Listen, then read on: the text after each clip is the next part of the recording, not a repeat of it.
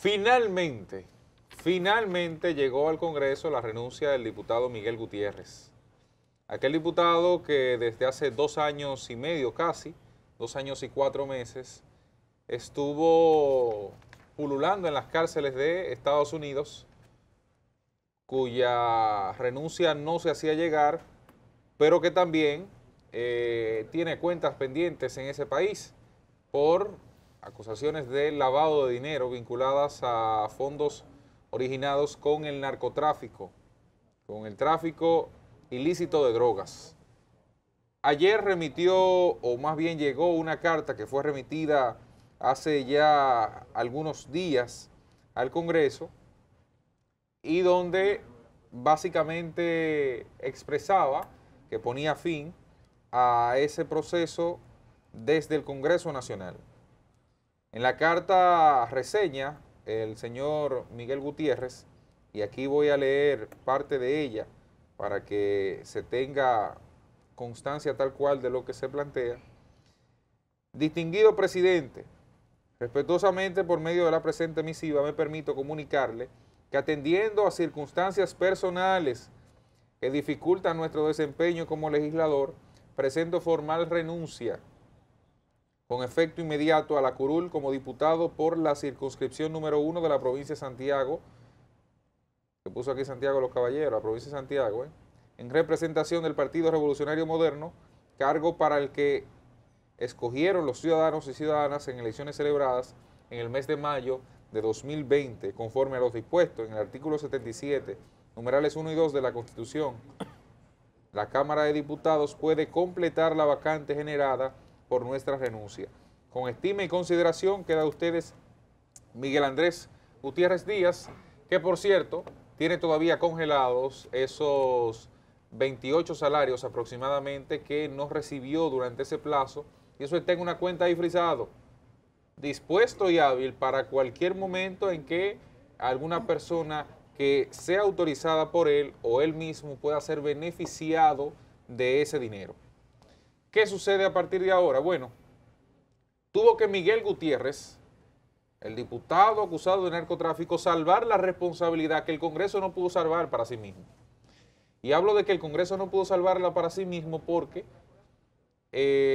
no se actuó en más de 2 años a la altura de las circunstancias, tomando el expediente de Miguel Gutiérrez y llevándolo al Congreso a través de la Comisión de Disciplina, a través de un juicio político, a través de cualquiera de los mecanismos planteados por la ley para suspender la acción de él. Dígase que mañana a él le daban una variación de la medida, él podía venir aquí y votar sin ningún problema. Ser parte de aquellos que forman y hacen nuestras leyes en República Dominicana. Entonces, miren cómo está actualmente el Congreso, marcado por ese caso, que no es el único, caso. Solo en la Cámara de Diputados hay alrededor de 7 casos abiertos de hechos vinculados a presunto narcotráfico en República Dominicana. La mayoría de ellos, por no decir la totalidad, porque hay una excepción que es el caso de Pirrín, que fue arrestado por andar de la mano con el ex director de Comunidad Digna, apellido Maldonado, que era diputado anteriormente y que estaba designado por decreto al frente de la institución ya citada. Bueno, es el único de esos casos que no es PRMista, que no forma parte del Partido Revolucionario Moderno. Pero miren, Rosamalia Pilarte, diputada de La Vega, está acusada de lavado de dinero, aunque el Ministerio Público apenas ahora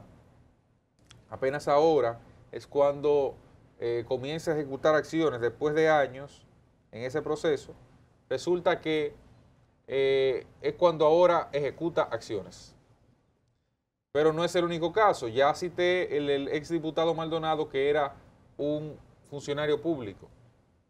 Está el caso de señalamientos que hay contra la diputada del Ceibo, que es esposa del mismo Maldonado. Ahora se me olvida el nombre de esa legisladora. pero que también está ahí en el paquete, investigada por actos presuntos de recepción de lavado de dinero producto del narcotráfico, y que termina presentándose como lavado de dinero en estas circunstancias. ¿Pero qué resulta? Bueno, todo esto parecía ser advertido. Ustedes recordarán que en el 2020 hubo una discusión bastante importante sobre este tema, en plena campaña, donde el PRM y el PLD se acusaban mutuamente de ser los partidos más vinculados al narcotráfico, señores, y no se tomaron las medidas precautorias para eso.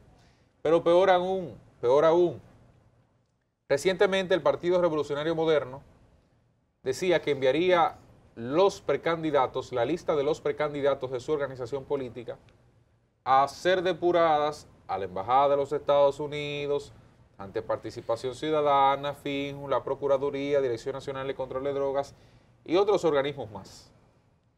Yo había manifestado mi desacuerdo en aquel momento porque eso es una cesión, eso es otorgar un derecho que no le corresponde a ninguna de esas instituciones, salvo el caso del Ministerio Público y de la Dirección Nacional de Control de Drogas, que son las instituciones competentes para esos fines.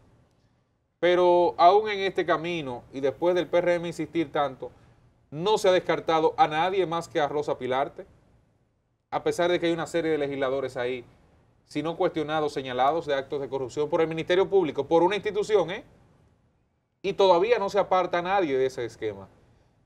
Entonces, fíjense que hay una segmentación y una separación de quién sí y quién no yo puedo llevar a un ejercicio como este de depuración de sus actos frente a candidaturas que terminará socialmente validando el pueblo. Ahí está el caso de una serie de candidatos más y de gente que ha estado vinculado a la política. Si no, recuerden a Yamil Abreu, de Asua. Si no, recuerden el caso de Miki López y las acusaciones que hay, que le tocará dirimir en justicia eso mismo. Pero ahí está el caso también de otros legisladores que están siendo investigados y que aquí hace meses se ofreció la primicia de que había unidades incluso de otros países, de Estados Unidos para ser más específicos, en proceso de investigación contra legisladores del actual Congreso, legisladores que no están todavía señalados por ningún hecho de esa naturaleza, en ambas cámaras. Entonces, es penoso que el Congreso, en vez de estar prestando atención a una ley que permita, a un mecanismo que permita, porque uno de los argumentos fue ese, que no hay mecanismo para eso, a un mecanismo que permita la depuración o la sanción, el despojo de esa inmunidad, de esa curul, lo que se haya hecho es seguir declarando Día del Pan de Agua, Día del Casabe, Día de los Compadres, y buscar proyectos que son inútiles en términos prácticos ante la población en un contexto como ese. Es penoso.